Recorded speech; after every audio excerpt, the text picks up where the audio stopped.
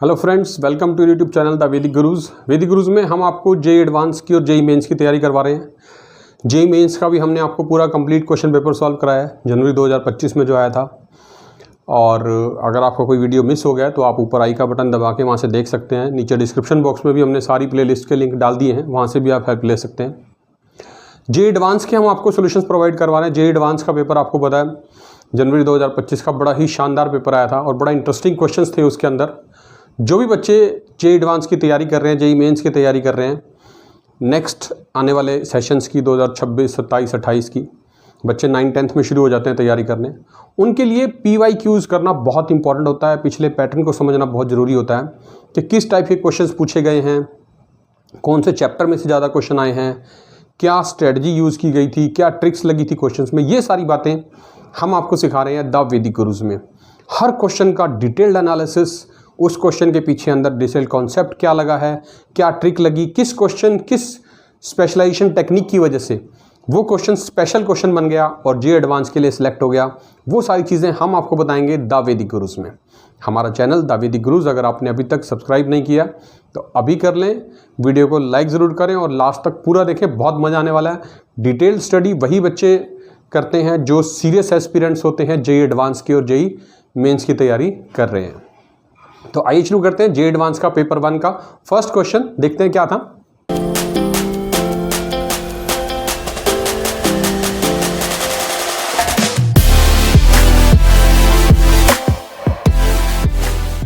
देखिए, बड़ा interesting question आया हुआ है जेई एडवांस 2025 में। फंक्शंस का था पहला question. Let R denote the set of all real numbers. Real number का सेट है ai and bi belongs to r for i equal to 1 2 3।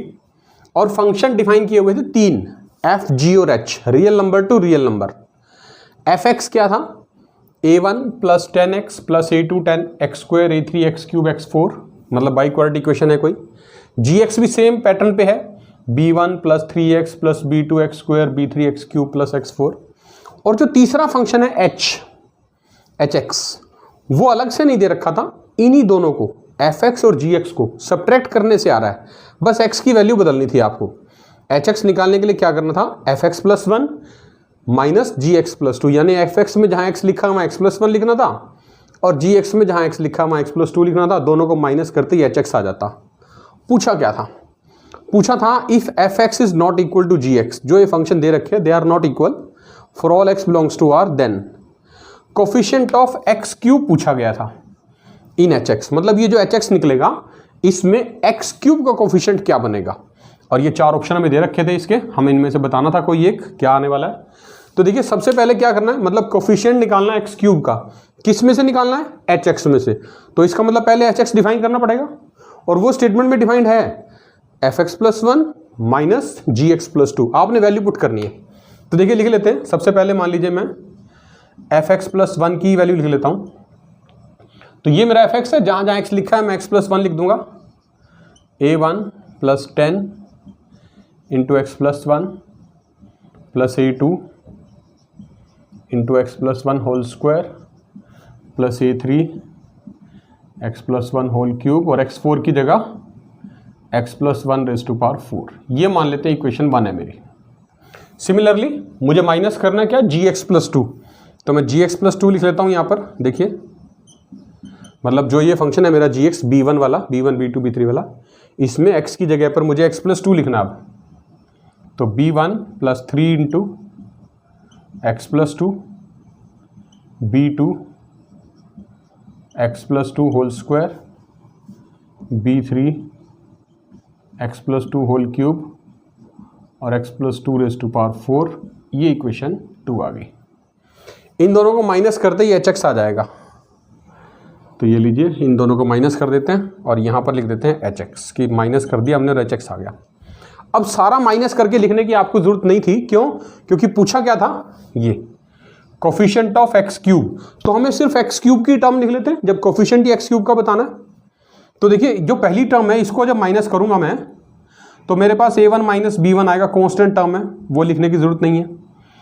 दूसरी टर्म जो थी इसमें से सिर्फ x की टर्म्स आने वाली हैं, ये भी जरूरत नहीं है। तीसरी टर्म में x प्लस 1 होल स्क्वायर और x प्लस 2 होल स्क्वायर, मतलब मैक्सिमम पावर x स्क्वायर आएगी, तो वो भी लिखने की जरूरत नहीं है। इस टर्म से मेरा एक्स क्यूब आएगा, एक्स प्लस 1 होल क्यूब और एक्स प्लस 2 होल क्यूब। तो ए प्लस बी होल क्यूब का सिंपल सा फॉर्मूला लग रहा था, आपको आता होगा, ए क्यूब प्लस बी क्यूब अगर मैं लिखूं यहाँ पर 3a² B plus 3ab square.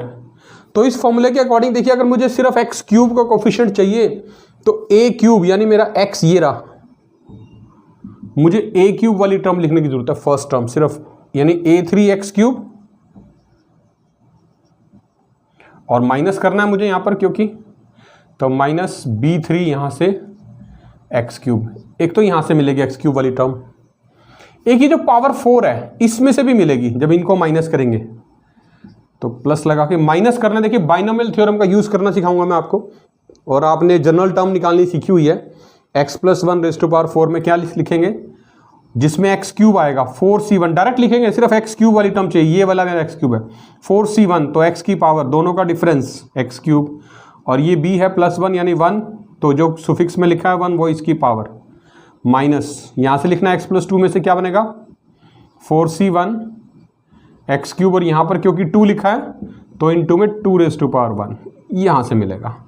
तो एक्स क्यूब का कोफिशिएंट एक तो क्यूब वाली टर्म में से मिला और एक पावर 4 वाली टर्म में से मिला, तो वो लिख लेते हैं हम यहाँ पर, coefficient of x cube in H x is equal to, देखिए एक्स क्यूब कॉमन ले लूँ तो क्या बचेगा a3 माइनस b3, और यहाँ से इसको सॉल्व करें अगर ध्यान से देखिएगा 4c1 मतलब 4, एक्स क्यूब 1 मल्टीप्लाई में 1 ही रहेगा, माइनस 4c1 मतलब 4 एक्स क्यूब, और मल्टीप्लाई में 2 भी है तो एक्स क्यूब इंटू 2 यानी 4x cube minus 8x cube यानी 4x क्यूब बच गया, और मुझे सिर्फ कोफिशिएंट एक्स क्यूब का लिखना, तो नेगेटिव साइन के साथ आएगा ना, क्योंकि यहाँ पर -8 है तो ये -4 लिख लेते हैं, मुझे सिर्फ कोफिशिएंट लिखना है। तो ये देखिए कोफिशिएंट ऑफ एक्स क्यूब तो निकल गया मेरा एच एक्स में जो पूछा गया था, a3 minus b3 minus 4, a3 minus b3, और यहाँ से -4 आया था, -4x क्यूब मैंने यहाँ लिख दिया। अब आप कहेंगे भाई ये तो आंसर आ गया, coefficient of x cube in H x is equal to a3 minus b3 minus 4, इससे सॉल्व होना। अब ये इसके बाद a3 b3 कॉन्स्टेंट्स की वैल्यू कहाँ से आएंगी, ऑप्शन में तो ये हैं, तो हिंट तो मिल रहा है, देखिए -4 है, कहीं ना कहीं यहाँ -4 आ सकता है, लेकिन अगर कुछ और वैल्यू हुई तो गड़बड़ भी हो सकती है a3 माइनस b3 की, तो वो चेक करेंगे। अब वो कहाँ से पता चलेगी हमें, उसके लिए ये दे रखा था स्टेटमेंट में, ये this is the most important thing in the statement, fx is not equal to gx for all x belongs to r। मतलब ये जो fx और ये gx दे रखे थे दे आर नॉट इक्वल, मतलब अगर मैं यहां पर लिखूं, देखिए अगर आप ध्यान से, fx is not equal to gx, मतलब fx minus gx not equal to 0 have real roots. Real roots आएंगे fx minus gx equal to 0 के, नॉट इक्वल टू 0 के, हैव रियल रूट्स, क्योंकि रियल नंबर पे फंक्शन डिफाइंड है, R denote the set of real numbers, ध्यान रखना। तो इसका मतलब अगर मैं इसको ऐसे लिखूं, fx माइनस gx, ये not equal to 0 have real roots है, अगर मैं इक्वल टू 0 कर दूं तो क्या लिख सकते हैं, हैव नो रियल रूट्स लिख सकते हैं ना, अगर इक्वल टू 0 है तो हैव नो रियल रूट्स। तो इक्वल टू 0 मतलब अगर मैं यहां वैल्यू पुट करके देखूं अब इसकी, तो क्या आने वाली है, fx minus gx is equal to, लिख के देखिए भाई ये fx माइनस gx है, डायरेक्ट माइनस कर लेते हैं, a1 माइनस b1 पहली टर्म प्लस दूसरी टर्म, इन दोनों को माइनस करना, 10x माइनस 3x यानी प्लस का 7x, तीसरी term a2 minus b2 x square, a2 minus b2 x square, और तीसरी टर्म नेक्स्ट चौथी a3 minus b3 x cube,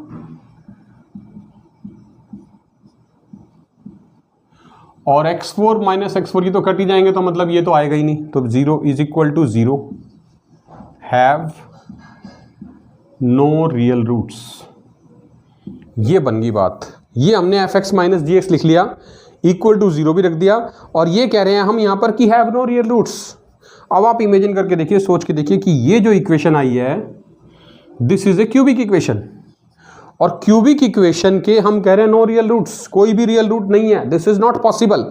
इसका मतलब क्या हुआ, क्योंकि क्यूबिक इक्वेशन है तो कम से कम एक रियल रूट तो जरूर आएगा, और यहां पर कह रहा है इक्वल टू 0 रखने पे कोई रियल रूट आएगा ही नहीं, तो दिस इज नॉट पॉसिबल। तो this is possible only when this is not a cubic equation, this is a quadratic equation. ये क्वाड्रेटिक इक्वेशन होनी चाहिए, क्यूबिक नहीं होनी चाहिए, क्योंकि अगर इसका रियल रूट है तो, और क्यूबिक नहीं होनी चाहिए मतलब coefficient of x cube should be 0। This implies that a3 minus b3 that is coefficient of x cube should be 0। ये 0 होना चाहिए, मतलब a3 minus b3 equal to 0। देखिए 0 आ गई वैल्यू a3 minus b3 की, और हमने कोफिशिएंट ऑफ एक्स क्यूब क्या निकाला था hx में, a3 minus b3 minus 4। a3 minus b3 को 0 कर दो, क्या बनेगा, a3 minus b3 minus 4 is equal to 0 minus 4 equal to -4। तो क्या ऑप्शन आ गया, सी ऑप्शन आ गया -4। तो देखिए ये a3 minus b3 मेरा 0 हो गया। और हुआ कैसे, पता कैसे चला, सिर्फ इस एक चीज से कि fx is not equal to gx।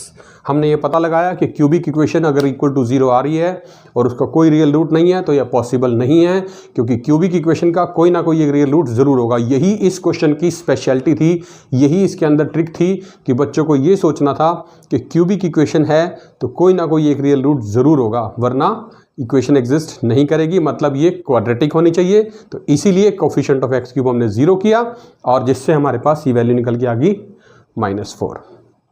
तो ऐसी ही डिटेल्ड और बेसिक टेक्निक्स और ट्रिक्स सीखने के लिए वैदिक गुरुज के साथ जुड़े रहिए।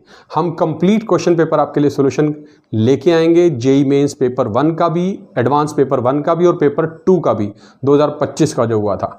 डेली हम आपके लिए क्वेश्चन पोस्ट करेंगे, हमारे साथ जुड़े रहिए। हम बहुत जल्द फिर मिलेंगे। Till then enjoy learning mathematics. Thank you.